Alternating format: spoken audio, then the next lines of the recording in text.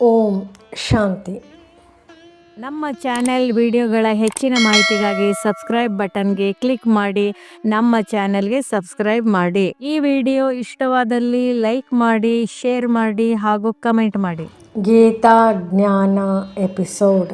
ವಿಷಯ ಬಾಬ್ದಾದ ಗೀತೆಯ ಗುಹ್ಯ ರಹಸ್ಯ. ಆರಂಭ. ಧ್ವನಿ 30 ಸೆಕೆಂಡು. ಮೃದುವಾದ ಸಂಗೀತದೊಂದಿಗೆ ನೆರೇಷನ್.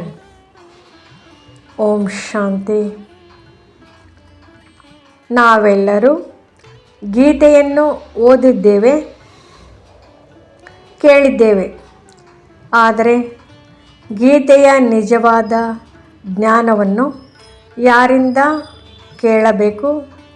ಗೀತೆಯ ಜ್ಞಾನವನ್ನು ಹೇಳಿದವರು ಯಾರು? ಇಂದು ಗೀತಾ ಜ್ಞಾನದ ಈ ಎಪಿಸೋಡ್ನಲ್ಲಿ ನಾವು ಮುರಳಿಯ ಆಧಾರದಲ್ಲಿ ಗೀತೆಯ ಮಹಾ ಗುಹ್ಯ ರಹಸ್ಯವನ್ನು ತಿಳಿದುಕೊಳ್ಳೋಣ.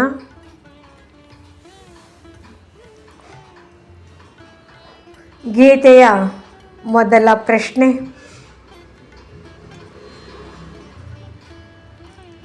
ನೆರೇಷನ್. ಗೀತೆಯಲ್ಲಿ ಭಗವಂತನು ಹೇಳುತ್ತಾರೆ, ನಾನು ಕಲ್ಪವು ಸಂಗಮ ಯುಗದಲ್ಲಿ ಬರುತ್ತೇನೆ. ಆದರೆ ಪ್ರಶ್ನೆ, ಇದು ಗೀತೆಯನ್ನು ಹೇಳಿದವರು ಯಾರು?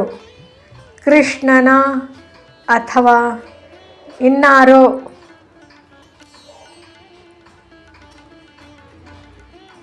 ಮುರಳಿ ಸ್ಪಷ್ಟವಾಗಿ ಹೇಳುತ್ತದೆ, ಮನುಷ್ಯನು ಭಗವಂತನಾಗುವುದಿಲ್ಲ. ನಿರಾಕಾರ ಶಿವತಂದೆಯೇ ಭಗವಂತ. ಬಾಬ್ದಾದ ಗೀತೆಯ ಜೀವಂತ ರೂಪ. ನೆರೇಷನ್.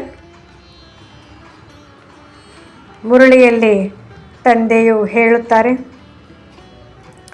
ಬಾಬ್ದಾದ ಒಟ್ಟಿಗೆ ಇದ್ದಾರೆ. ಅರ್ಥವೇನು?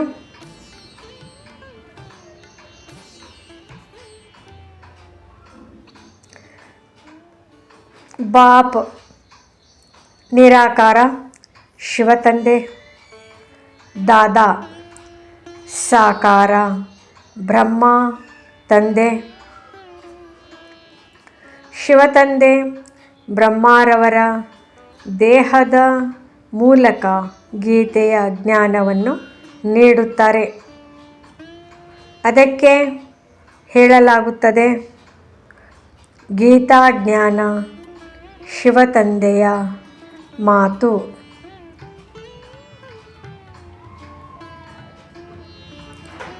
ಗೀತೆಯ ಮೊದಲ ಗುಹ್ಯ ರಹಸ್ಯ.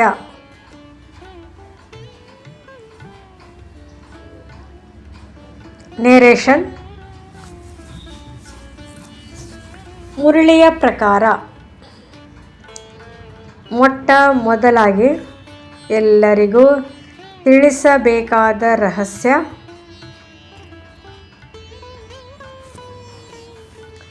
ಈ ಬ್ರಹ್ಮ ದೇವರು ಅಲ್ಲ.